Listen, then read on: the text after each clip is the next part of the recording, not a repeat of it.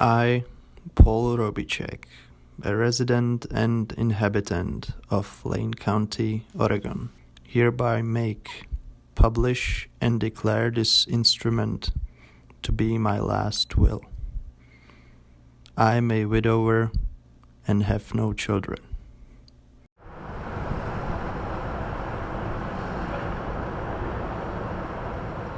It was my privilege back in 1995 to have received a letter from Mr. Paul Robitschek, writing from his home in Eugene, Oregon. And in this letter, he is asking about the possibility of setting up an exchange program, he calls it that, to bring Czech students to the United States to the University of Nebraska for a year. From the beginning, it was clear that his intent was not to Americanize students, but quite differently, to give Czech students the opportunity to experience the American democracy. Not so many years after the Velvet Revolution, and so many of the students that were interested in coming to the United States of America because they wanted the experience of studying here.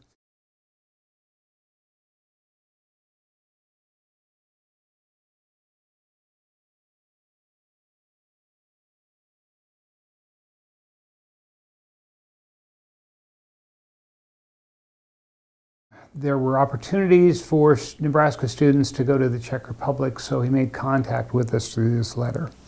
And that began an adventure that I had with him for about the next 5 years until he passed. I went out to Eugene, sat in his living room. We talked long about his dreams. The first years when we brought students over here, part of what I did routinely every year was take the students out to meet Paul in Eugene.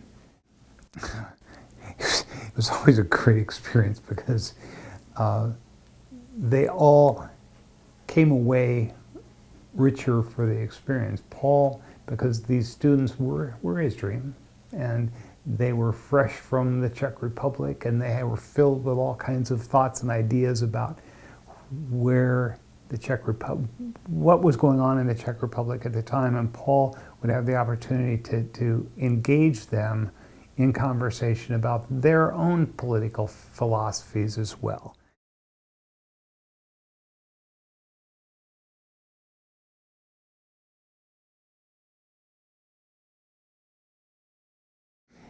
A confirmation of that,